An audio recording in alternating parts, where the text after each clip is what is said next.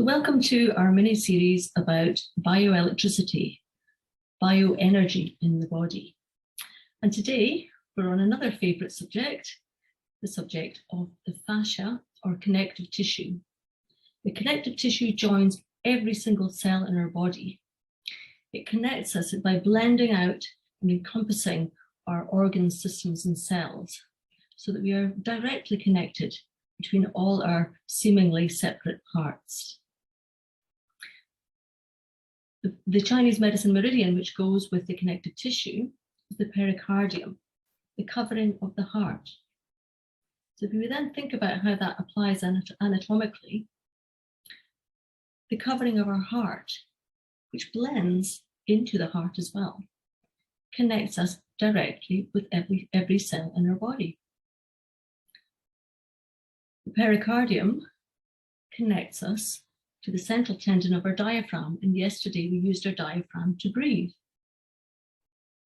So when that deep breath takes place, we talked a little bit about stretching the organs in the chest cavity and compressing the organs below the diaphragm. When we let the diaphragm release, then we stretch or open the organs below and we compress the organs above. So this series of tension and compression is actually how we're formed. We are a tension and compression system. When we're growing, our body is following our energy and growing outwards. The membranes of our body provide a compressive force or a restraining force. So tension and compression. Tension pushes out and compression restrains that or gives a more pushing in sensation or force.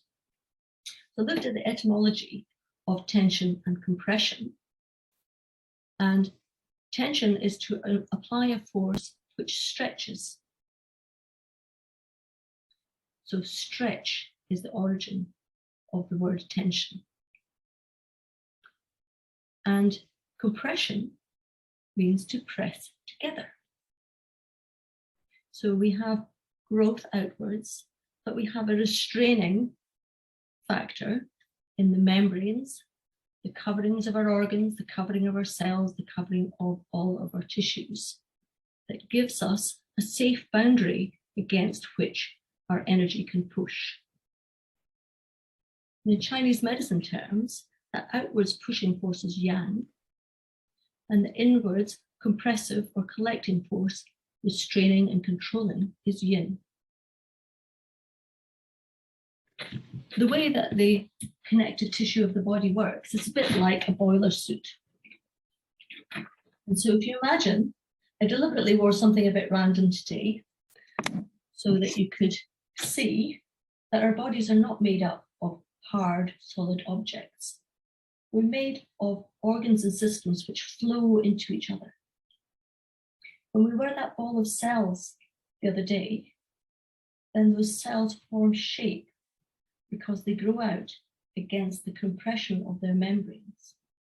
And as those cells form clusters or groups, the membranes affect the shape and the nature of the organ. So if I was to take a hold of my dress and pull it like that, you can see that it has an effect all around in different areas. If I pull it hard enough, there's an effect at this side. And if I go the other way, it has the other side. So we have tension and compression within our structure from an area where there is a lack of flexibility, stretch, where there's too much pressed together. So that lack of flexibility restricts the flow in the body and it restricts the energy flow. In embryology, we fold and fold and fold. Our cells fold into themselves, creating three layers: the inner layer, the contents of the cell, and then the outer layer. We then evolve into a three-layered system as our organs and systems evolve. but always by folding inwards, folding inwards, folding in and pushing out, folding in and pushing out, until we form various, as Joe Avison would say, pockets and pouches. So I no longer think of the body in terms of levers and joints. That's how I learned about anatomy, that your bone was a lever, and that the joint allowed that lever to bend. You could use long levers or short levers to create forces which led to activity. I now think of the body a bit like a sponge, a series of tiny tubes full of liquid, getting gradually more microscopic as they were folded and our systems formed. So our circulatory system, a vast series of small tubes of liquid. Our lymphatic system, a sort of matching parallel with the venous system that collects towards the center. And I love that form of the body being moved into the fluid zone rather than the structural zone. Allowing the movement of the fluids at the correct speed around our bodies helps us to be more efficient. If our fluids are too thick, then there is more stagnation. If they are too much yin, too much collecting force. If the fluids are too thin, they run too quickly, it's very efficient, but if we have an accident and a bleed, then if we can't stop that flow, then that can impact our ability to stay alive if it's a big enough injury or insult. So there is some research done, but I can't remember the name of the researchers, and I did search for it earlier today. It may have been Carla Steckel, who looked in about probably 7 or 8 years ago into the effect of charge on the musculoskeletal or fascial system, the covering system that envelops all of our organs and systems. And the finding was that a positive charge created softening in the tissues. The negative charge gave more stiffening in the tissues. So that fits with tension giving elasticity. Positive charge being yang in nature. The negative charge being yin in nature, more compressive, lack of movement, so stiffness in the tissues. So how can we affect charge in our tissues and our bodies? That's something that in the method that I use, and this is the frame of reference that I talk from, looking at the body through the ACNOS framework. We're going to talk a bit more about that tomorrow and actually look at spin as well as charge. But for today, we're just going to do a little exercise, which I like to call the seaweed exercise. So I want you to imagine and stand up and imagine that your feet are anchored to the ground, just as the base of the seaweed is anchored to the seabed. And then you allow your body to move with a gentle flow. Picturing a gentle tide where the waves are just moving, ebbing and flowing. And then you can imagine that the current gets stronger and you allow your body to move more. So allow yourself to move in any direction. Give yourself permission to move. Freely, there is no resistance. The seaweed just goes with the flow, no matter how strong the tide of life. If you're flexible and malleable, you're better able to cope with the stresses and strains of life than if you're trying to fight the tide. So just let your arms go up in the air, have a bit of a float around. The brain loves this sort of movement because you don't do this type of movement when you are relaxed, when you are stressed. When you're stressed, you're ready for action. The movement becomes more focused and stiffer.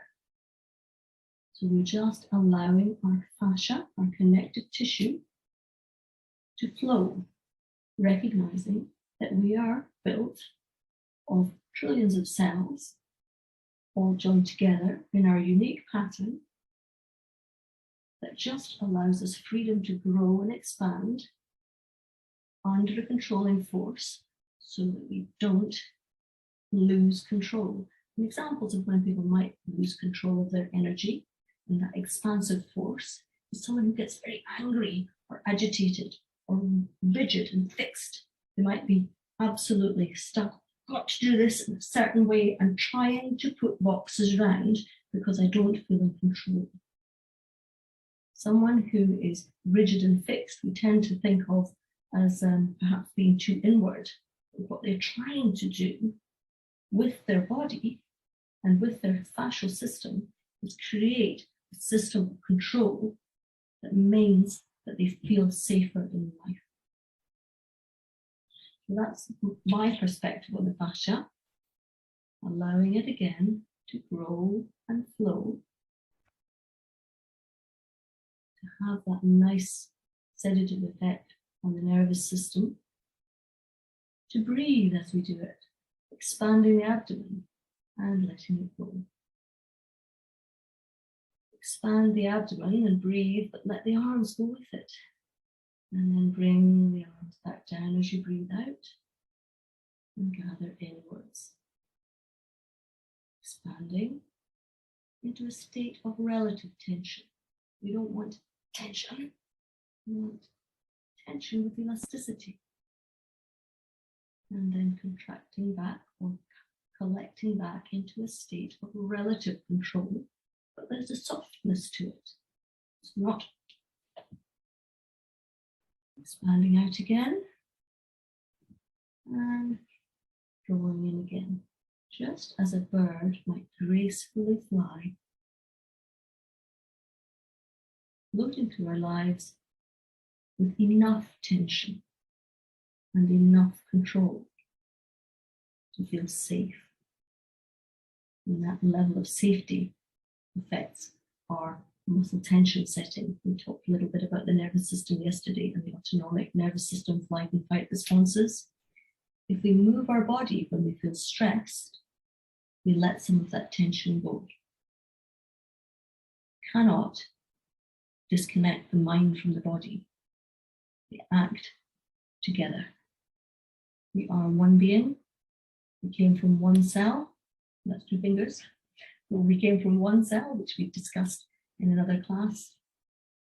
And just breathing and moving. And we've been doing a lot of moving of the arms. Let's just let the body move. And I want you to think about now rotating movements. Rotating means twisting. And twisting means that we're using an element of spin.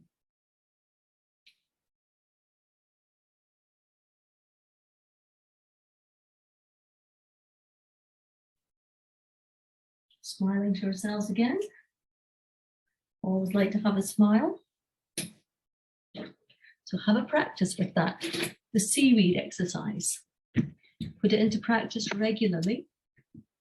Use it together with your sipping to soothe, with your diaphragmatic breathing. And then now that we've done a little bit of that, if we go back to our first class where we were sensing and feeling what's happening between our hands, just try that again and see how it feels. See whether you have any more sense of the energy in your fingertips, having done a bit of movement and flow. Just bringing the hands together so that they're hair's breadth apart. Feel the tip of each finger. Feel between the thumbs, that millimeter space. What can you feel in that space? Feel between the index fingers. Just compress and release that space ever so slightly, getting a feel of your energy field. Middle fingers doing the same thing. Middle finger, the pericardium circuit in Chinese medicine, the meridian, connects your energy with the covering of your heart, which connects with all of your body. The fourth fingers, Just feeling, can you feel any heat, any tingling, any thickness, any pressure? Whatever you feel is okay. And if you don't feel anything, that's okay too. Just imagine that you do for a moment, which sometimes is all we need. And sometimes our brain doesn't actually know the difference between what's real and what we imagine. So little fingers now. And then bring all 5 fingertips, not quite together, almost. Close your eyes. Breathe into your abdomen and allow your hands to separate, sensing and feeling all the time what is going on between your palms. And the way that I like to assess it is just to give a little sort of squeeze, release without moving more than a few millimeters, just to see if I can feel the difference. So you can kind of pulse with that sensation between your hands. How far can you go before you lose that sensation? If you lose it, then pulse again at the edge of that sensation. Let's see if you can find it again.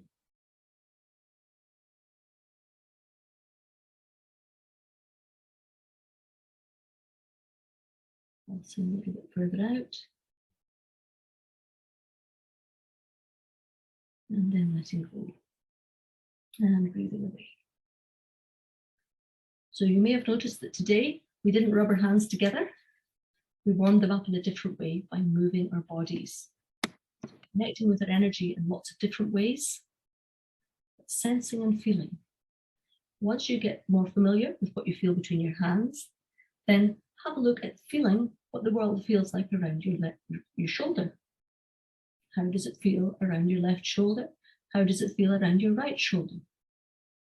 Can you feel the environment around you? Can you feel your clothes on your skin? Can you feel warmth or cold?